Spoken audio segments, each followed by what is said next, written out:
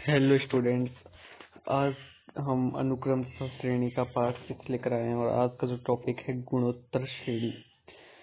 तो गुणोत्तर श्रेणी क्या होती है, देखो ध्यान से समझो, बहुत इंपॉर्टेंट टॉपिक है गुणोत्तर श्रेणी। समांतर श्रेणी के बाद ये टॉपिक है।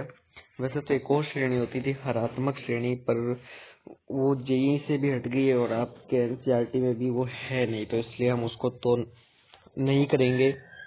तो आप समझ लो गुणोत्तर श्रेणी क्या है। और हरात्मक श्रेणी एक बार मैं फिर भी एक बार इंट्रोड्यूस कर देता हूँ हरात्मक श्रेणी से, क्योंकि हरात्मक श्रेणी बहुत ही इजी सी, एक बार मेरे साइड में समझा दूं। तो देखो हरात्मक श्रेणी क्या होती है, जैसे ये एपी का आप बस इन्वर्स कर दो, ये हरात्मक श्रेणी बन जाएगी। यानी कि आप का जैसे एनवा पद होता है ना एपी में, ये एनवा पद, तो इसमें क्या हो जाएगा 1/an। यानी कि फॉर्मूला इसका क्या बनता है 1/a+n-1d। ये हरात्मक श्रेणी है और इस हरात्मक श्रेणी को क्या लिखते हैं, एचपी लिखते हैं, एचपी। तो बस आपको कुछ नहीं करना है, हरात्मक श्रेणी का कोई भी क्वेश्चन होगा पहले एपी बना के सॉल्व कर दो और उसके बाद में उसका इन्वर्स कर दो, तो आपका आंसर आ जाएगा। तो ये बस ऐसे ही मैंने बताने के लिए आपको बता दिया, क्योंकि आज का टॉपिक वैसे ये नहीं है, आज का टॉपिक है गुणोत्तर श्रेणी। तो गुणोत्तर श्रेणी क्या होती है, देखो ध्यान से समझना।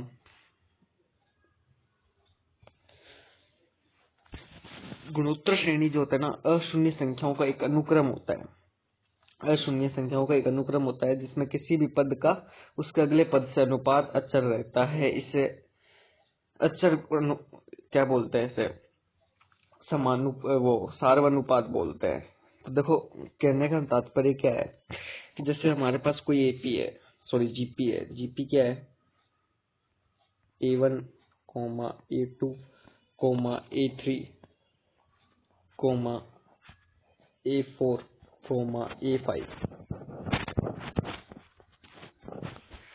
Belongs to GP. ये कोई जीपी है। तो इसमें जो आप देखो एपी में क्या होता था, एपी में सार्व अंतर होता था, इसमें सार्व अनुपात होता है। यानी इसमें जो डी नहीं होता, इसमें आर होता है। आर यानी सार्व अनुपात होता है। इसको हम, इसका क्या होता है A2/A1। आर का मतलब क्या है, सार्व अनुपात।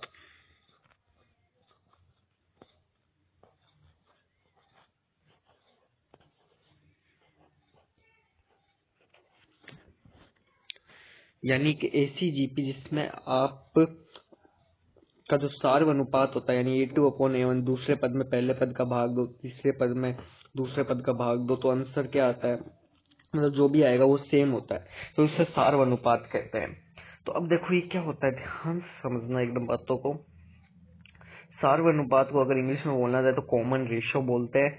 और अब इसका एक फॉर्मूला होता है, इस फॉर्मूले को ध्यान रखना, क्योंकि देखो आपने एपी में एन पदों का देखा था, जीपी के एन पदों का फॉर्मूला ध्यान से समझ लेना। जीपी के जो एन पद होते हैं उसका फॉर्मूला होता है TN/ARN-1। ये बहुत जरूरी बात है, तो इसलिए इसको मैं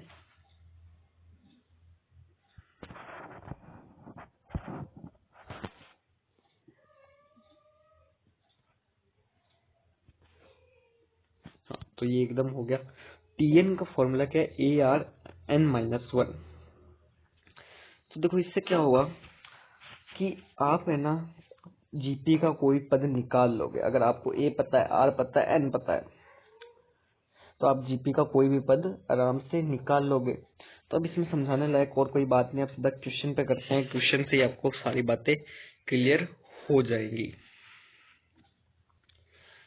एक बार आपको क्वेश्चन कराएंगे जिससे आपकी सारी बातें एकदम अच्छी तरह से क्लियर हो जाएंगी। तो देखो क्वेश्चन क्या है, तो ये आपका क्वेश्चन है। मैंने अब फैसला किया है आपको पहले क्वेश्चन में लिखा देता हूँ, जिससे क्या होता है ना, टाइम वेस्ट नहीं होगा। तो अब क्वेश्चन हमारा इधर आ चुका है, तो अब इसको सॉल्व करते हैं। देखो बहुत ही इजी क्वेश्चन है। देखो क्या है क्वेश्चन, यदि A1, A2, A3, A10 तक ये जीपी में है तथा A3/, यानी हमें R की वैल्यू इधर यहाँ से हमें मिल जाएगी। क्यों, क्योंकि हमें A3/A1 दे रखा है कितना 25, तो हमें A9/A5 पूछा है। बहुत ही इजी सा क्वेश्चन, एकदम बेसिक से स्टार्ट किया हुआ है।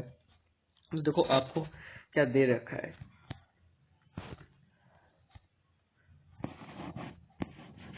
A3/A1, जो कि क्या था 25। A3 का क्या मतलब हुआ, देखो नीचे जो लिखा है तो उसकी वैल्यू क्या होती है, n होती है। तो अब इस फॉर्मूले में अगर आप रखोगे तो क्या होएगा, AR 3 में से 1 गया 2, AR2 लिख सकते हो नीचे वाले को, मतलब ऊपर वाले को लिख सकते हो ना। तो अब मैं A3 को क्या लिख सकता हूँ, AR2 अपॉन में A1 क्या होगा, सिर्फ A होगा, क्यों, क्योंकि इसमें R का कोई पद आएगा ही नहीं। तो यहाँ से A से A कट जाएगा। अब ये इसकी वैल्यू कितनी रखी है 25, तो यहाँ से R की वैल्यू कितनी आ जाएगी 5।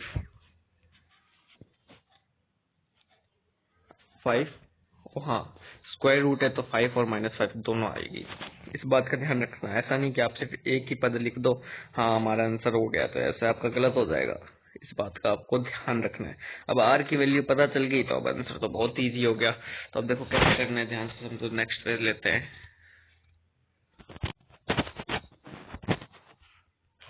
देखो आपको A9/A5 की वैल्यू पूछी थी,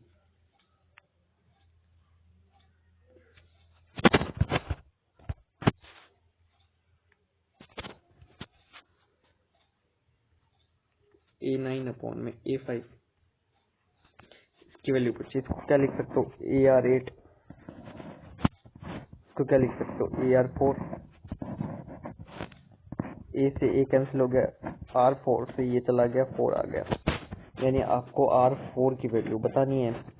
R की वैल्यू अभी हमने निकाल ली, 5 आई थी, और 5 की घात 4 की वैल्यू कितनी हो जाएगी, 625। अब देखो सम घात है तो माइनस का वाला भी लगाओगे तो आंसर तो ये आएगा। विषम घात होती तो हमारे दो आंसर आ जाते, सम घात है तो इसका आंसर क्या आएगा, यही आएगा। नेक्स्ट क्वेश्चन करते हैं। नेक्स्ट क्वेश्चन क्या कह रहा है, यदि किसी जीपी का, देखो मैं लिख के आपको फिर बताता हूँ। तो ये आपके पास क्वेश्चन देखो, यदि किसी जीपी का 4th 7th तथा अंतिम पद 10, 80, 2560 है तो प्रथम पद तथा पदों की संख्या ज्ञात करो। तो देखो बहुत ही शानदार और इजी सा क्वेश्चन है, अगर आप समझ गए हो तो। आपको फोर्थ टर्म दे रहे हैं। फोर्थ टर्म का क्या मतलब हुआ, T4 की वैल्यू आपको दे रखी है। T4 की वैल्यू क्या दे रखी है, 10। T4 की वैल्यू आपको 10 दे रखी है। T4 का मतलब क्या हुआ, AR3 एक कम करके लिखते हैं। इसकी वैल्यू आपको कितनी दे दी है, 10। इसको मैंने इक्वेशन नंबर 1 डाल दिया। ऐसे T7 की वैल्यू, T7 का मतलब क्या हो गया, AR6। इसको मैं, इसकी वैल्यू कितनी दे रखी है, 80। इसको मैंने क्या डाल देना, इक्वेशन नंबर 2। और TN आपको दे रखा है, TN की वैल्यू कितनी दे रखी है, ARN-1। इसकी वैल्यू आपको कितनी दे रखी है, 2560। ये इक्वेशन नंबर आपके थर्ड हो गई। अब देखो इससे, अब मैं क्या कर रहा हूँ, इक्वेशन नंबर 2 में एक का डिवाइड कर देता हूँ, जिससे आपको क्या आर की वैल्यू पता चल जाएगी। मैंने क्या किया, 2/1 कर दिया। तो 2/1 करूंगा तो AR6 divide by AR3 equal to क्या आ जाएगा, 80/10 आ जाएगा।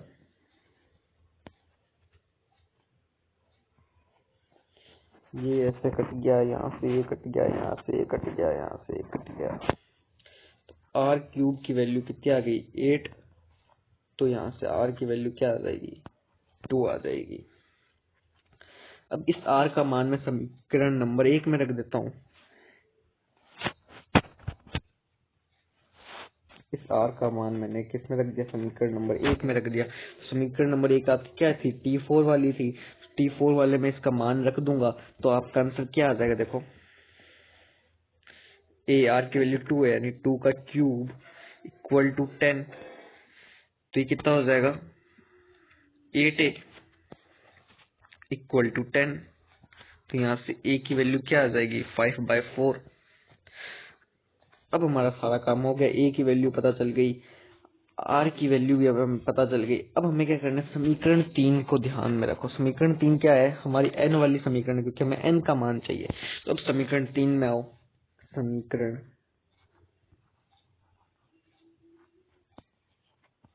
3 से समीकरण 3 हमारे क्या थी, ए आर एन माइनस 1 वाली थी। तो अब देखो ए की वैल्यू क्या है 5/4, आर की वैल्यू क्या है 2n-1 इक्वल टू 2500। ये कर दिया। अब आपको बस इक्वेशन को सॉल्व करना है, बाकी कुछ नहीं करना। अब देखो यहाँ पे ध्यान से देखो तो 5 से कट जाएगा, कितनी बार 5 हो गया ये, और यहाँ से कितना आ जाएगा 12, 512 बार। अब इस 4 को उधर ले जाओ, 2 की पावर n-1 तो हमारी चली रही है, और यहाँ से 4 को उधर ले जाएंगे तो क्या आएगा 8 4 20। अब आपको ये देखना है 2048 2 में किसकी पावर होती है, 2048 2 में किसकी पावर होती है। तो देखो अगर आपको ये नहीं पता है, वैसे तो आपको याद होना चाहिए, नहीं पता है तो देखो इसका क्या कर दो, फैक्टर निकाल दो। तो फैक्टर कैसे निकलेंगे, देखो यहाँ पे मैं साइड में करता हूँ। देखो 2048, आपको ये शायद ये तो आता ही होगा। तो देखो ये 2 से डिवाइड जाएगा, यानी आपको ऐसे करके चेक कर लेना। आप जितने भी 2 आएंगे उसको आप वही 2 की घातें होंगी अधिकतम, तो वो आपको ध्यान रखना है। तो उसको मैं कराऊंगा नहीं, कि आपको ये वैल्यू याद होनी चाहिए। जितनी ज्यादा आपको वैल्यू याद होगी उतना ज्यादा आपका फायदा होगा। देखो 2 की पावर n-1 आपके चली रही है,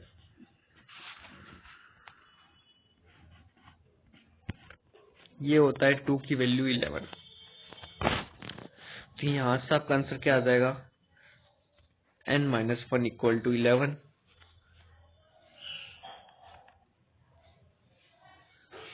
n इज इक्वल टू 12। ये आपका आंसर हो जाएगा। ये आपको इक्वेशन में बोल रखा है कि आपको इक्वेशन में बोल रखा है n की वैल्यू फाइंड करो। तो अब बढ़ते हैं नेक्स्ट क्वेश्चन की तरफ। तो नेक्स्ट क्वेश्चन क्या है, तो पेज लेने पड़ेंगे, 2 मिनट रुक जाओ। तो अब ये क्वेश्चन है ना, ये क्वेश्चन बहुत ही ज्यादा इम्पोर्टेंट है। क्या है, यदि जीपी के सभी पद धनात्मक हो तथा जीपी का p प्लस क्यूवा पद a तथा p माइनस क्यूवा पद b है, तो दर्शाइए कि पीवा पद रूट में a b है। तो देखो इस क्वेश्चन को कैसे करना है, एकदम ध्यान से समझोगे तो समझ में आ जाएगा। तो देखो आपको p प्लस क्यूवा पद दे रखा है, यानी t p प्लस क्यू, ये आपको कितना दे रखा है, ए दे रखा है। तो आप इसको क्या लिख सकते हो, अब देखो हम क्या लिखते हैं, ए आर लिखते हैं। तो मैंने क्या लिख दिया, कैपिटल में ए आर लिख दिया, क्योंकि देखो आपके जो इधर पद दे रखा है ना, ये ए में दे रखा है, तो आप फिर कंफ्यूज हो जाएगा। तो इसलिए मैं कैपिटल ए आर मान लेता हूँ। ए आर में n-1 होता है, ए आर में n-1 होता है। तो इधर आपको थोड़ा सा नीचे लिख देता है,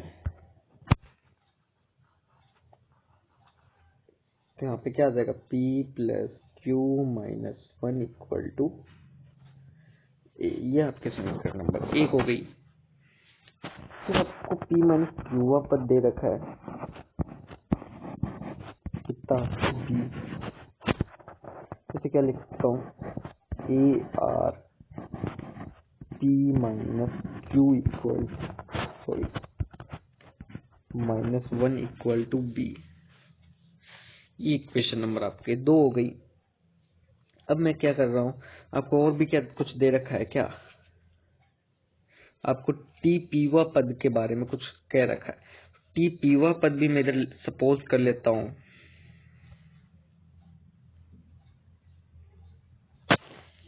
टी टी, तो इससे आप क्या लिख सकते हो, ए आर पी -1 लिख सकते हो। ये हमारे पास 3 इक्वेशन आ गई। अब मैं क्या करता हूँ, इक्वेशन 1 में 2 की मल्टीप्लीकेशन करा देता हूँ। क्या कह रहा हूँ, ए में 2 की मल्टीप्लीकेशन करवा देता हूँ, उससे क्या होगा 1 मल्टीप्लाई बाय 2। ए में हमने 2 की मल्टीप्लाई करवा दी, तो क्या आएगा देखो, A are P plus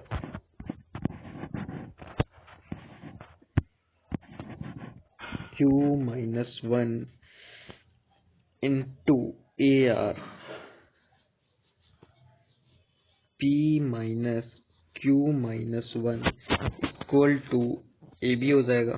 multiply करवाइए तो अब देखो, जब बेस समान होता है तो घातें क्या हो जाती है, घातें जुड़ जाती है। तो अब हमने वही किया, तो उसके लिए हम पहले नेक्स्ट पेज ले लेते हैं। तो इधर क्या आ जाएगा, ए स्क्वायर हो जाएगा और आर की घातें आपस में जुड़ जाएंगी। क्या जुड़ेंगी, देखो P plus q minus 1 plus P minus Q minus 1,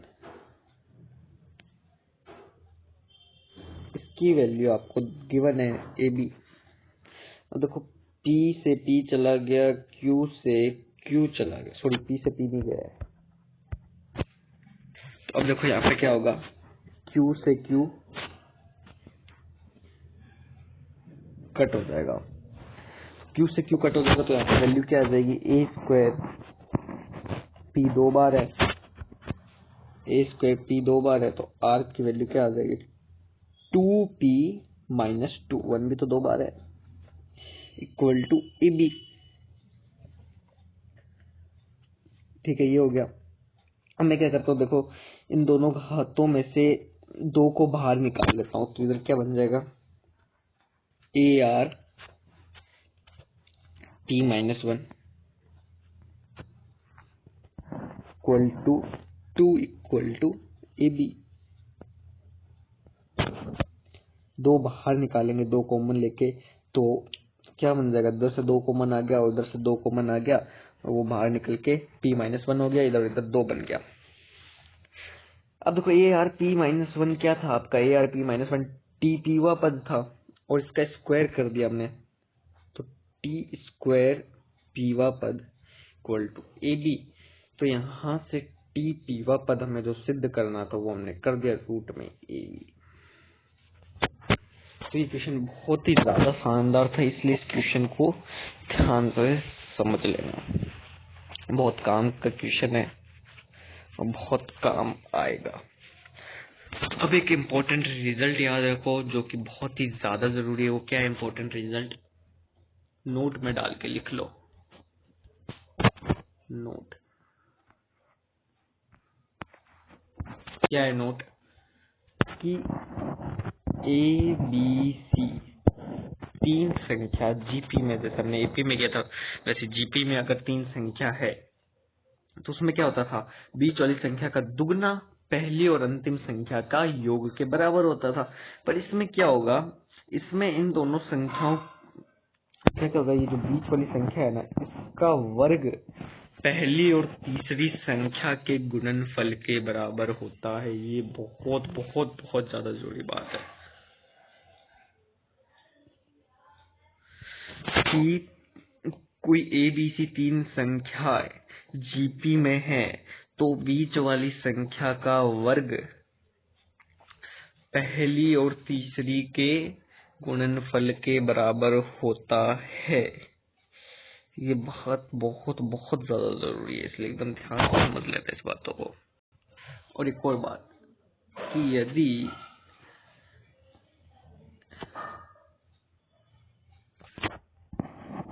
ए बी सी डी बिलोंग्स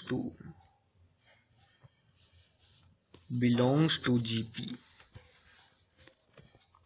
तो जैसे उसमें लिखा था ना हमने कि समरस पदों का योग और बराबर होता है, इसके भी गुणधर्म आएंगे वैसे, पर लेकिन इसमें एक बात ध्यान रखो कि B क्रॉस C यानी B मल्टीप्लीकेशन बाय C और A क्रॉस D वही समदूरस्थ पदों का गुणनफल हमेशा क्या होता है, ध्यान रखना क्या हो जाएगा, ये AR cube equal to AR cube.